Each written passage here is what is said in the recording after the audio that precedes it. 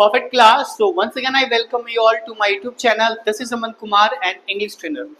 As we learned the last time, basically, we learned the topic state of possession of past time, where we learned how to make positive sentence using state of possession of past time. यानी कि last का जो हमारा video था वहां पे हमने state of position के पॉजिटिव पार्ट को पढ़ा था. But in today's lesson we are going to learn how to make और how to formulate the negative one. आज हम सीखेंगे कि नेगेटिव स्टेटमेंट इसी टॉपिक को यूज करते हुए कैसे बनाएं. तो सबसे पहले हम इसके रूल से गुजरते हैं and then I will try to give you some sort of examples and after that I will be going to each and every student out here so that I can have some examples from all my students. All right, so without further ado, let's get the ball rolling. As you can see right now on the board, I have written the rule basically. So first and foremost, you got to mark a subject. Doesn't matter what the subject you have.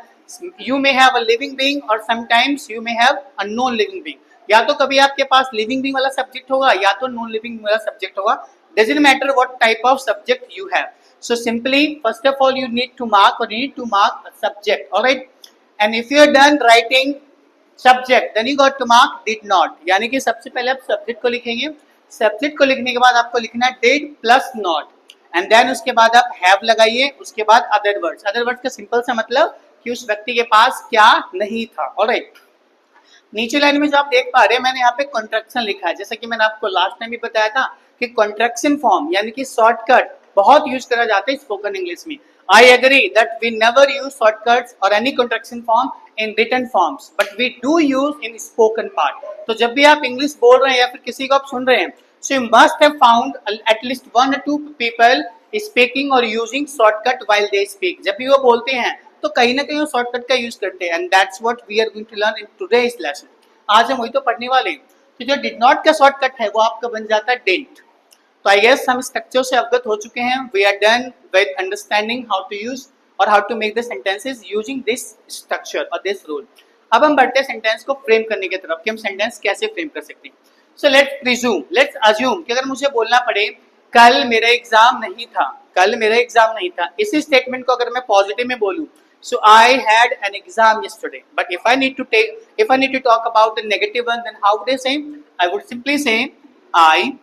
अब subject singular या plural उससे फर्क नहीं पड़ेगा. सभी के साथ आप लगाए डिड नॉट. तो आप क्या बोलेंगे? I did not have और मेरे पास क्या नहीं था? एग्जाम नहीं था. So I did not have an exam yesterday and my sentence is perfectly ready. I can simply say I didn't have an exam yesterday or I can also say I didn't have an exam yesterday. कल तो मेरा exam ही नहीं था. Alright. Let's suppose मुझे बोलना पड़े कि आपको कल क्लास से बाहर निकाल दिया गया था ना. You were asked to leave the class yesterday. Do you remember? Specially मैं आपसे बात कर रहा हूँ बस एग्जाम्पल के जरिए कि आपको कल क्लास से निकाल दिया गया था. पता है क्यों? क्योंकि तुम में तमीज नहीं थी बात करने का. आपने टीचर से मिसबिहेव करा था जो कि करना नहीं चाहिए था. तो बस मुझे इसी स्टेटमेंट को बोलना है कि आपके पास तमीज नहीं थी. किसके पास तमीज नहीं थी? आगे वाले व्यक्ति के पास. और आगे वाला व्यक्ति हमेशा हमारे लिए फर्स्ट पर्सन के लिए जो आगे वाला व्यक्ति होता है वो हमेशा सेकंड पर्सन होता है. तो आप उसको यू से ट्रीट कीजिए. यू उसके बाद आप लगाइए डिड नॉट हैव और आप में क्या नहीं था? आप में तो तमीज ही नहीं था. You did not have manners. आपको टाइम लगाना है कि कब नहीं था. जैसे कल नहीं था तो यस्टरडे. उससे परसों मतलब कि परसों नहीं था तो द डे बिफोर यस्टरडे. और भी पहले नहीं था तो अगो या बैक लगा के बता देना. तो आपको कल निकाल दिया गया था ना क्लास से just because you didn't have manners. क्योंकि आप में तो मैनर्स ही नहीं था. एक सेंटेंस और उसके बाद हम बच्चों के पास आएंगे और एक एक सेंटेंस बनाने की कोशिश करेंगे. कल हमारे पास कुछ भी नहीं था खाने के लिए. पता है हम कल से भूखे हैं. कल क्या उससे पहले भी हम भूखे थे. 2-3 दिनों से हम कुछ खा नहीं रहे हैं. तो आपका सवाल होगा sir why didn't you have anything? कुछ खाया क्यों नहीं? हमने नहीं खाया खाना. हमने कुछ भी नहीं खाया क्योंकि हमारे पास कुछ था ही नहीं खाने के लिए. किसके पास नहीं था? हम सभी के पास. यूनिटी की बात हो रही है तो आप सब्जेक्ट के तौर पे वी ले लीजिए. अब सिंगुलर हो सब्जेक्ट या प्लूरल हो ज्यादा डिफरेंस होगा नहीं. उसके साथ आप सीधा लगाइए did not. So we did not have और क्या नहीं था मेरे पास? कुछ भी. So we did not have anything. और एक कहानी याद आया जब एक सेंटेंस में एक वर्ब हो दूसरे वर्ब की एंट्री करने के लिए टू प्लस वर्ब की फर्स्ट फॉर्म. तो क्या करने के लिए हमारे पास कुछ नहीं था? खाने के लिए. So I can simply say we did not have anything to eat. And our sentence would be we didn't have, अगर शॉर्टकट में बोलूं तो we didn't have anything to eat, कुछ था ही नहीं खाने के लिए। हाँ जी, सो क्या सभी बच्चों को टॉपिक समझ आ चुका है? Be honest with your answer guys please, do not try to lie to me and first of all do not try to lie to yourself. सबसे पहले तो आप खुद से झूठ ना बोले। So has everyone understood the concept of negative sentence formation? Alright, so now I am going to simply go I'm going to come to you guys, मैं आपके पास आऊंगा and then I'll try to give you some sort of Hindi examples which you need to translate into English. So is everybody all set now? Is everybody ready to answer all my questions? All right, so one by one I'm coming to you guys and let's see how you respond, how you perform in today's lesson. So मेरा sentence सबसे पहले ये है कि मुझे मेरे पास कल पैसे नहीं थे। मुझे बोलना पड़े कि मेरे पास कल पैसे नहीं थे। कैसे बोलेंगे आप? I did not have money yesterday. Wonderful. The sentence was I did not have money yesterday. My another question goes to this girl.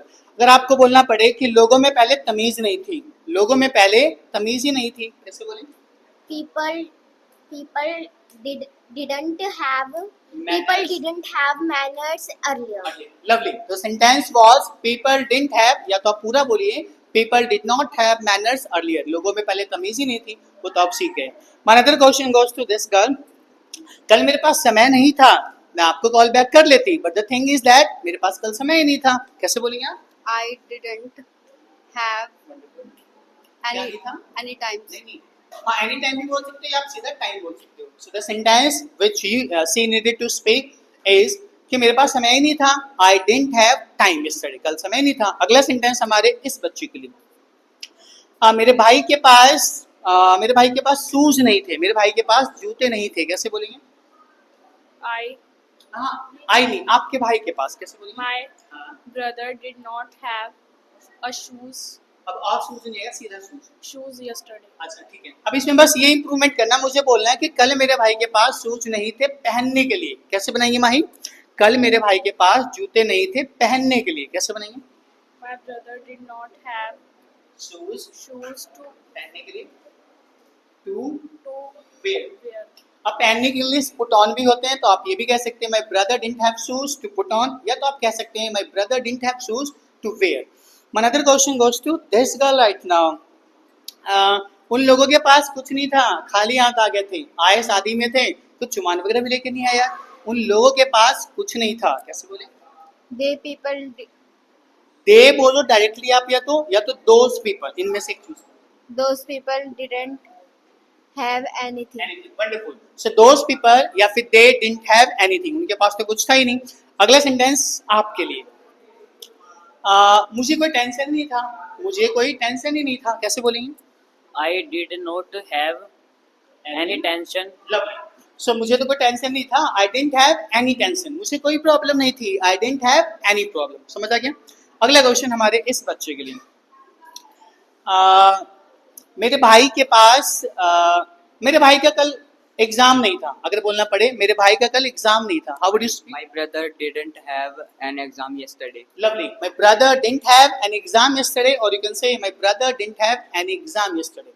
So I hope guys you have understood the concept of negative sentence using state of possession or past time. And जो class में है, has everybody understood? Are you sure? Alright, so with this note I am wrapping up this video and I hope you must have enjoyed and learned something out of this video. If so, then make sure like this video and share it among your friends, relatives and everybody. But before leaving this class, let me give you a sentence which you need to translate into English. So the sentence which is going to be given by one of my students right now. So stay tuned guys. We have a student who is going to give you a Hindi sentence which you just need to translate into English. So here we go. So guys, आपके लिए एक sentence है जिसका answer आपको comment में देना है। मेरे पास कोई दोस्त नहीं था पहले। Thank you so much guys for watching us.